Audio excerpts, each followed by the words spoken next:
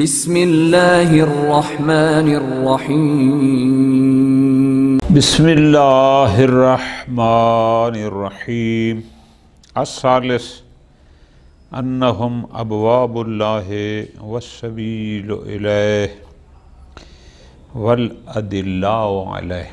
بات ہماری چل رہی تھی اطاعت ائمہ کے بارے میں۔ سبحان اللہ، بہت پیاری شرح، بہت پیارا انداز۔ عبارت کی تشریح میں انہوں نے کہا تھا کہ ہم اس کو چند مقامات میں انشاءاللہ 7 مقامات میں اس کو بحث کریں گے۔ مقام اول میں بحث یہ کی تھی کہ اولو الامر سے مراد کون ہیں، یا یہ اولو الامر ہیں۔ مقام ثانی میں پھر بحث کی تھی کہ یہ ہے ہمارے اعمال پر گواہ ہیں۔ مقام ثالث میں بحث ہے کہ یہ ائمہ علیہم السلام ابواب اللہ ہیں، جو اللہ تک پہنچنا چاہتا ہے یہ اس کے دروازے ہیں، پہلے ادھر آنا پڑے گا۔ یہ وجود خدا پر دلیلیں ہیں کہ جس کی مخلوق یہ ہے اس کا خالق کیا ہوگا۔ سبحان اللہ، بہت پیارا انداز ہے، بہت خوبصورت انداز ہے۔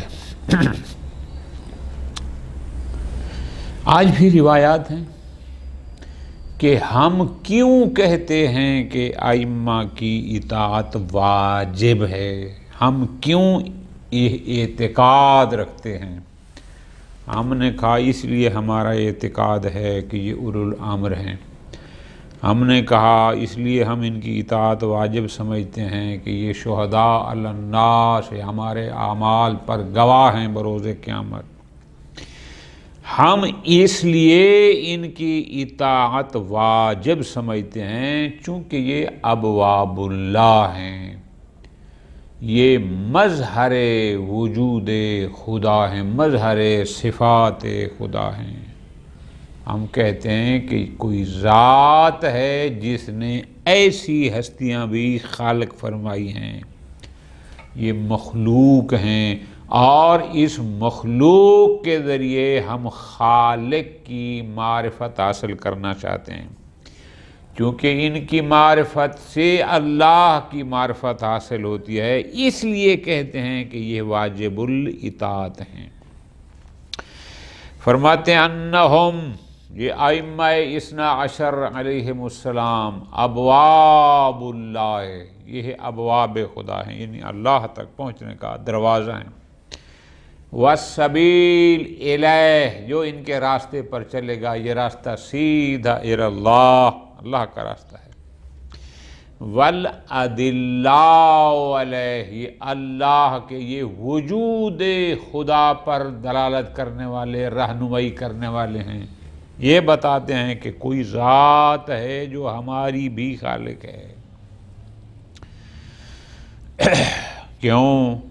لِأَنَّهُمْ قَائِمُونَ مَقَامَ النَّبِيِّ، چونکہ یہ ائمہ نبی اکرم صلی اللہ علیہ وآلہ وسلم کے جانشین ہیں۔ ہر سطر بہت پیاری ہے، اگر آپ تھوڑا سا دل کو وسیع کر کے، جیسے کہتے ہیں نا عشق اہل بیت میں ڈوب کر پڑھیں گے تو آپ کو لطف آئے گا۔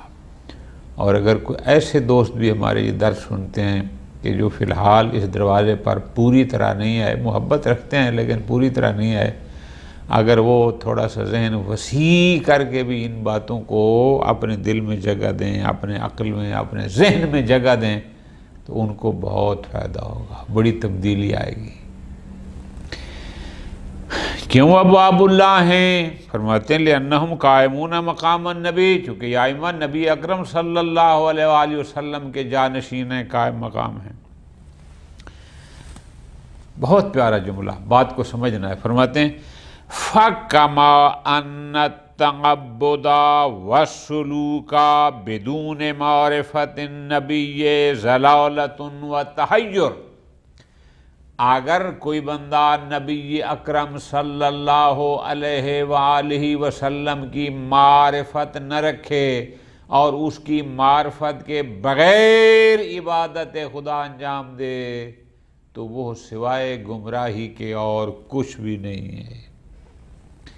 جو کہے میں اللہ کی عبادت کروں گا لیکن مجھے نبی اکرم کی معرفت کی کوئی ضرورت نہیں ہے، نبی اکرم کی معرفت حاصل نہ کرے، ان کا مقام نبوت، ان کی جو عظمت جو بھی ان کی اہم ہے اس کو کچھ نہ سمجھے اور کہے کہ میں عبادت کروں گا، فرماتے ہیں ضلالت، یہ گمراہی ہے، تحیر، سرگردانی ہے، کچھ بھی نہیں ہے، جس کو ہم کہتے ہیں یہ ٹکرے ہیں۔ پس جیسے بغیر معرفت نبی اکرم صلی اللہ علیہ وسلم کے کوئی بندہ عبادت کرے تو عبادت نہیں، وہ گمراہی اور سرگردانی ہے۔ کذالک الجہد والسعی فی العبادت بدون معرفت الامام، اسی طرح اگر کوئی بندہ اپنے امام وقت کی معرفت کے بغیر کوشش کرتا ہے عبادت کی اور صحیح کرتا ہے کہ میں اللہ تک پہنچوں، وہ امام جو قائم مقام نبی ہیں، جمیع شؤون ہی ادا تلقی الوحی، سوائے وحی کے تمام معاملات میں جانشین پیغمبر ہیں، جو ان کی معرفت کے بغیر سعی و کوشش کرتا ہے، فرماتے ہیں ان کی وہ سعی و کوشش بھی گمراہی اور سرگردانی کے علاوہ اور کچھ بھی نہیں ہے۔ جیسے نبی کی معرفت کے بغیر عبادت نہیں، گمراہی ہے، امام وقت کی معرفت کے بغیر بھی عبادت نہیں، گمراہی ہے۔ والروایات فی ھذا المعنی کثیرۃ جدا، بہت ساری روایات ہیں، ہم اپنی طرف سے نہیں کہہ رہے، ہم جو بھی کہتے ہیں وہ قرآن و حدیث کی روشنی میں کہتے ہیں۔ ما رواہ فی الکافی بسند صحیح السند، روایت شیخ کلینی نقل کی ہے امام جعفر صادق علیہ السلام سے، امام نے فرمایا کل من دان اللہ عز وجل بعبادت یجہد فیہا نفسہ، جو بندہ بھی عبادت الہی کے ساتھ جس میں وہ اپنے آپ کو تھکاتا ہے، یعنی مقصد کیا ہے، یعنی سخت اور بہت دشوار ترین عبادت خدا کر کے اپنے آپ کو دین خدا پر برقرار رکھنے کی کوشش کرتا ہے، لیکن ولا امام من اللہ، یہاں من اللہ ہے لیکن اصل میں نے دیکھی ہے جو سافٹ ویئر، اس میں ولا امام لہو بھی ہے کہ لا امام لہو من اللہ، جب کہ وہ اللہ کی طرف سے معین کردہ کسی امام کو نہیں مانتا، فَسَعْيُهُ غیر مقبول، اس کی ساری کوشش رائگان ہے۔ ہوا ضال، وہ بندہ گمراہ ہے، متحیر، وہ بندہ سرگردان ہے، واللہ شانع لِأَعْمَالِهِ، اللہ ایسے بندے کے اعمال کو ناپسند کرتا ہے جو اللہ کی معین کردہ ائمہ کو نبی کے بعد ماننے کے لیے تیار نہیں ہے، سند صحیح کے ساتھ۔ سبحان اللہ۔ ایک اور روایت ہے ما رواہ فی ھذا، یہ بھی شیخ کلینی رحمۃ اللہ علیہ نے کافی میں نقل کی، عن امیر المومنین علیہ السلام فی ضمن حدیث کا اور حصہ بھی ہے، ایک ٹکڑا انہوں نے لیا جو ان کو ضرورت ہے۔ فرماتے ہیں کہ امیر المومنین نے ایک حدیث میں فرمایا ان اللہ تبارک و تعالی لو شاء لعرف العباد نفسہ، اللہ قادر مطلق ہے، اگر وہ چاہتا تو ڈائریکٹ براہ راست اپنی معرفت اپنے بندوں کو کرا دیتا، کن فیکون، پر وہ چاہتا تو سب کو اس کی معرفت حاصل ہو جاتی۔ لیکن اللہ تبارک و تعالی نے تمام تر قدرت رکھنے کے باوجود یہ نہیں کیا، جعل ابوابہ و صراطہ و سبیلہ، جعلنا، لیکن اس کے باوجود اللہ نے ہمیں اپنا دروازہ بنایا، ہمیں باب اللہ قرار دیا، ہمیں صراط اللہ قرار دیا، ہمیں سبیل اللہ قرار دیا، جو ہمارے راستے پر چلے گا گویا وہ اللہ کے راستے پر چل رہا ہے، یہ اس نے قرار دیا۔ والوجہ الذی یؤتی منہ، اور ہمیں وہ سمت قرار دیا کہ اگر اللہ کی طرف آنا ہے، پہنچنا ہے، ان اہل بیت یعنی ان ائمہ کے طرف سے ہو کر آؤ۔ فمن عدل عن ولایتنا، جو بندہ ہماری ولایت سے عدول کرے گا یعنی ہماری ولایت قبول نہ کرے گا، وفضل علینا غیرنا، اور ہمارے اوپر ہمارے غیر کو فضیلت دے گا، ہم سے افضل کسی اور کو سمجھے گا، فَإِنَّهُمْ عَنِ الصِّرَاطِ لَنَاكِبُونَ، گویا یہ لوگ صراط مستقیم سے انکار کرنے والے ہیں، منہ پھیرنے والے ہیں۔ کیا حدیث ہے، سبحان اللہ۔ وَتَشْهَدُ لِهَذَا الْمَعْنَى الرِّوَايَاتُ الْكَثِيرَةُ الَّتِي عَبَّرَتْ عَنْ عَلِيٍّ وَأَوْلَادِهِ الْمَعْصُومِينَ بِالصِّرَاطِ الْمُسْتَقِيمِ أَوِ الْعُرْوَةِ الْوُثْقَىٰ۔ کتنی روایات ہم آپ کو دکھائیں جو علماء شیعہ، علماء اہل سنت نقل کیے ہیں، کہ جن روایات میں تعبیر یہ ہے کہ علی اور اولاد علی صراط مستقیم ہیں۔ کسی روایت میں ہوا کہ نقل ہوا کہ علی اور اولاد علی العروۃ الوثقیٰ، یہ مضبوط ربط ہیں مخلوق اور اللہ کے درمیان، خالق اور مخلوق کے درمیان۔ مثلاً یہ روایت ہے ما فی غایۃ المرام عن الکلینی عن محمد بن فضیل عن ابی الحسن الماضی امام موسیٰ کاظم علیہ السلام سے، سبحان اللہ، قال، تو راوی کہتا ہے میں نے امام علیہ السلام سے اس آیت کے بارے میں سوال کیا۔ آیت کون سی ہے؟ سورہ ملک، آیت نمبر 22۔ أَفَمَن يَمْشِي مُكِبًّا عَلَى وَجْهِهِ أَهْدَىٰ أَمَّن يَمْشِي سَوِيًّا عَلَى صِرَاطٍ مُسْتَقِيمٍ، کیا وہ شخص زیادہ ہدایت پر ہے جو اپنے منہ کے بل چلتا ہے، یا وہ جو سیدھا سر اٹھائے اور راہ راست پر چلتا ہے؟ اس آیت کی میں نے بات کی۔ امام نے فرمایا سبحان اللہ، قال ان اللہ ضرب مثلا من حاد عن ولایت علی کمن یمشی مکبا علی وجہہ لا یہتدی لامرہ۔ امام نے فرمایا اس آیت مجیدہ میں اللہ تعالی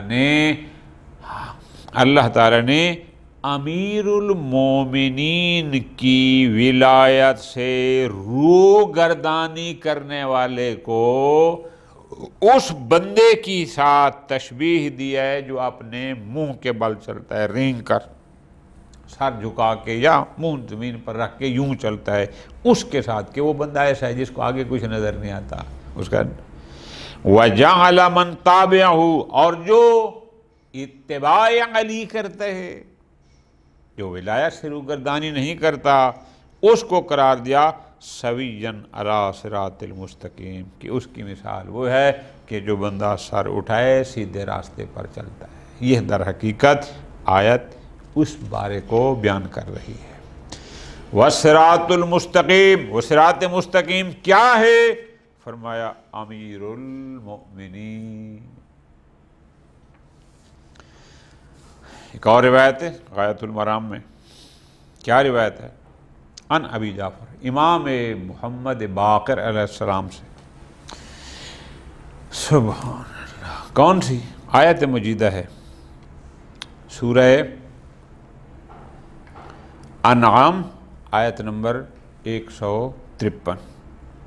پوری آیت یہ ہے کہ وَأَنَّ هَذَا صِرَاطِي مُسْتَقِيمًا فَاتَّبِعُوهُ وَلَا تَتَّبِعُوا السُّبُلَ فَتَفَرَّقَ بِكُمْ عَنْ سَبِيلِهِ ذَلِكُمْ وَصَّاكُمْ بِهِ لَعَلَّكُمْ تَتَّقُونَ، اور یہی میرا سیدھا راستہ ہے، اس پر چلو اور مختلف راستوں پر نہ چلو، ورنہ یہ تمہیں اللہ کے راستے سے ہٹا کر پراگندہ کر دیں گے۔ اللہ نے تمہیں یہ ہدایات اس لیے دیے ہیں تاکہ تم تقوی اختیار کرو۔ یہ بلاغ القرآن نے اس کا ترجمہ جو کیا۔ اب روایت میں کیا ہے کہ فی قولہ تعالی، کہ اس آیت مجیدہ کے بارے میں امام نے فرمایا طریق الامامت فاتبعوہ، امامت کے راستے کی اتباع کرو، نبی کے بعد نظام امامت کو قبول کرو۔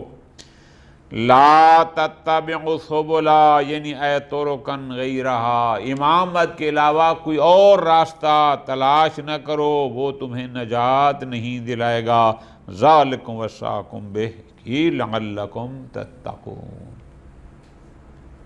روایات بتا رہی ہیں کہ ائمہ صراط مستقیم ہیں۔ ایک اور تفصیلی روایت، ما رواہ فی غایۃ المرام ایضاً عن ابی الحسن الفقی محمد بن علی بن شعبان فی المناقب المئہ من طریق العامہ، بحذف الاسناد، البتہ سند کو نقل نہیں کیا یا انہوں نے نقل نہیں کیا، کہ روایت ہے ابن عباس سے۔ کیا روایت ہے؟ ابن عباس کہتے ہیں سمعت رسول اللہ صلی اللہ علیہ وآلہ وسلم یقول، میں نے خود سنا پیغمبر اکرم صلی اللہ علیہ وآلہ وسلم ارشاد فرما رہے تھے۔ کیا فرما رہے تھے؟ معاشر الناس، اے لوگو، یعنی خطبہ ارشاد فرما رہے ہوں گے، معاشر الناس، اعلموا ان للہ تعالی باباً، یاد رکھو، جان لو، اس بات کا یقین رکھو کہ اللہ تعالیٰ کا ایک دروازہ ہے، یعنی اس نے ایک باب قرار دیا ہے۔ من داخلہ، جو اس دروازے میں داخل ہو گیا، من داخلہ آمن من النار، وہ جہنم سے امان پا گیا، ومن الفزع الاکبر، اور قیامت کی ہولناکیوں سے بھی وہ امان پا گیا۔ جو ہی پیغمبر نے یہ فرمایا، فقام الیہ ابو سعید الخدری، ابو سعید خدری کھڑا ہو گیا اور اس نے عرض کیا، فقال یا رسول اللہ اہدنا الی ھذا الباب، ہمیں اس دروازے کی رہنمائی کریں کہ جو اس میں داخل ہو گیا وہ جہنم سے اور قیامت کے دن کی رسوائی سے محفوظ ہو گیا، حتی نعرفہ، تاکہ ہم بھی جان لیں کہ وہ باب کیا ہے۔ قال، فرمایا، ہوا علی بن ابی طالب، وہ دروازہ، وہ باب اللہ، روایت کے مطابق وہ باب اللہ علی بن ابی طالب سید الوصیین امیر المومنین اخو رسول رب العالمین خلیفۃ اللہ علی الناس اجمعین، ساری دنیا پر، سب انسانوں پر پیغمبر کے بعد خلیفہ ہے۔ معاشر الناس، پیغمبر نے فرمایا، لوگو، من احب ان یتمسک بالعروۃ الوثقی التی لا انفصام لہ، جو بندہ چاہتا ہے کہ وہ اس مضبوط رسی سے متمسک ہو جائے کہ جو کبھی ٹوٹتی نہیں، مضبوط رابطے کے ساتھ متوسل ہو جائے کہ جو کبھی ختم نہیں ہوتا، منقطع نہیں ہوتا، جو ایسا چاہتا ہے، فَلْيَتَمَسَّكْ بِوِلَایَتِ علی بن ابی طالب، اس کو چاہیے کہ علی بن ابی طالب کی ولایت سے متمسک ہو جائے۔ پیغمبر نے فرمایا، فَإِنَّ وِلَایَتَهُ وِلَایَتِي وَطَاعَتَهُ طَاعَتِي، علی کی ولایت میری ولایت ہے، علی کی اطاعت میری اطاعت ہے۔ معاشر الناس، اے لوگو، من احب ان یعرف الحجت بعدی، جو بندہ یہ چاہتا ہے کہ میں محمد کے بعد حجت خدا کو پہچانے اور اس کی معرفت حاصل کرے، فَلْيَعْرِفْ علی بن ابی طالب، اس کو چاہیے کہ علی بن ابی طالب کی معرفت حاصل کرے۔ معاشر الناس، پیغمبر نے فرمایا، لوگو، من سرہ لیقتدی بی، جو بندہ میری اقتداء کرنے پر خوش ہوتا ہے، یعنی جس بندے کو اس بات سے خوشی ہوتی ہے کہ وہ میری اقتداء کرے، میں محمد کی اقتداء جس کو خوش کرتی ہے، جو اس بات پر خوش ہوتا ہے، فعلیہ اس پر لازم ہے ان یتوالی ولایت علی ابن ابی طالب کہ وہ ولایت علی ابن ابی طالب کو اپنائے، اس کا ولی بنے، اس سے محبت رکھے۔ والائمہ من ذریتی میری ذریت میں سے جو باقی ائمہ ہیں ان کی ولایت کو اپنائے۔ فَإِنَّهُمْ خُزَّانُ عِلْمِ یہ ائمہ، یہ میری ذریات میرے علم کے خازن ہیں، محافظ ہیں، میرا سارا علم جو اللہ نے مجھے دیا میں نے ان کو دیا۔ فقام جابر بن عبداللہ الانصاری تو اسی محفل میں پھر جابر بن عبداللہ انصاری رحمۃ اللہ علیہ کھڑے ہوتے ہیں اور وہ سوال کرتے ہیں، یا رسول اللہ ما عدت الائمہ، جناب کے بعد ائمہ کی یعنی اماموں کی تعداد کتنی ہے وہ بھی ہمیں بتا دیں۔